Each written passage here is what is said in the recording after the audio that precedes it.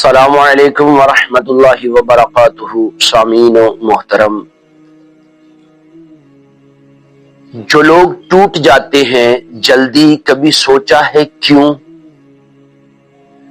کچھ لوگ ذرا سی بات پر ٹوٹ جاتے ہیں، کیا وجہ ہے؟ دل کمزور ہے یا ایمان؟ اس پہ غور کریں۔ جو لوگ جلدی ٹوٹ جاتے ہیں وہ اصل میں دل کے کمزور نہیں ہوتے،